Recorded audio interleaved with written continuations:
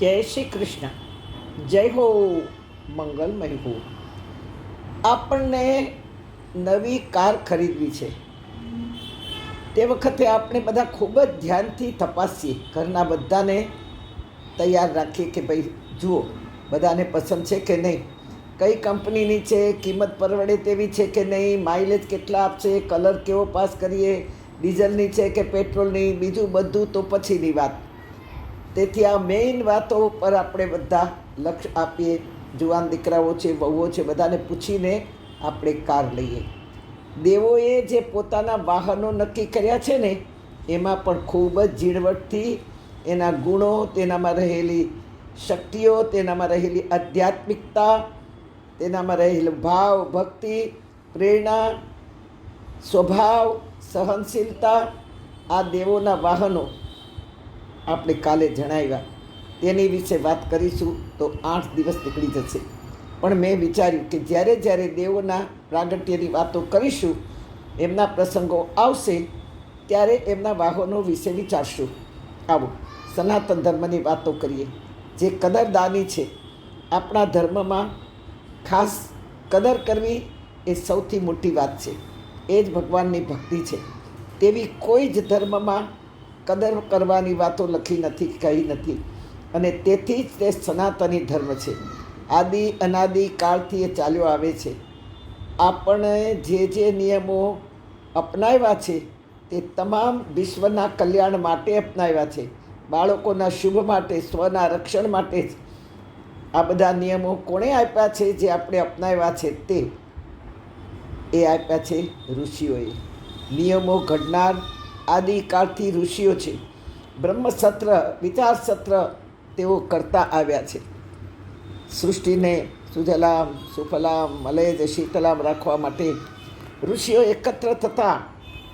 હા, બ્રહ્મસત્ર, વિચાર સત્ર કરતા. એ પણ કોઈના ઘરે કે કોઈ ઋષિના આશ્રમે નહીં, ખુલ્લા આકાશ નીચે ભવ્ય મેદાનમાં 88,000 ઋષિઓ એકત્ર થતા અને વિશ્વને કઈ રીતે ઘડવાનું છે, કયા નિયમોથી આ વિશ્વ હર્યું ભર્યું રહે, માનવો પણ આવા હળવા નિયમોને પાળી શકે, તેથી ઋષિઓ નિયમો ઘડતા.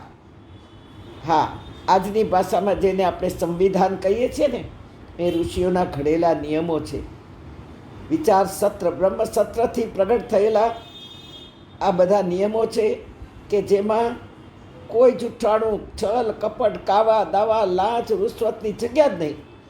પ્યોર હીરા જેવા નિયમો અને નીતિ ઘડવામાં આવતી. આ નીતિ નિયમો ત્યારબાદ રાજાઓને મોકલવામાં આવતા.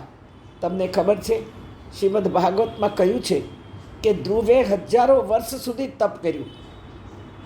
હજારો વર્ષ સુધી ધ્રુવે રાજ્ય ચલાવ્યું. હા, ભલા હજારો વર્ષ સુધી કોઈ જીવી શકે? પ્રહલાદે પણ પ્રભુના કહેવાથી હજારો વર્ષ સુધી રાજ્ય કર્યું. શક્ય છે કોઈ શરીર લઈને જીવી શકે 100 વર્ષથી વધારે? પણ કહેવાનો તાત્પર્ય એવો હતો કે ધ્રુવે અને પ્રહલાદે, પૃથ્વીરાજાએ, યુધિષ્ઠિરે ઋષિઓના નિયમોને માની રાખ્યા અને એને ફોલો કરી અને હજારો વર્ષ સુધી એ નિયમો ચાલ્યા અને રાજ્ય કર્યું. કે જેમાં ધ્રુવનો, પ્રહલાદનો સિક્કો આવતો. આજે આપણે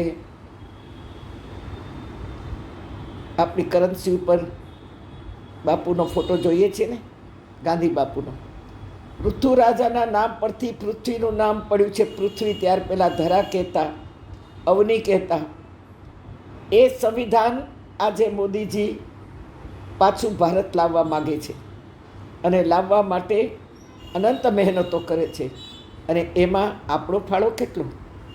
વિદેશી વસ્તુઓને આપણે ત્યાગ કરી દઈશું અને એ વસ્તુને અપનાવવી બંધ કરશું, તે ત્યારબાદ જ આપણા દેશના યુવાનોને રોજીરોટી મળશે.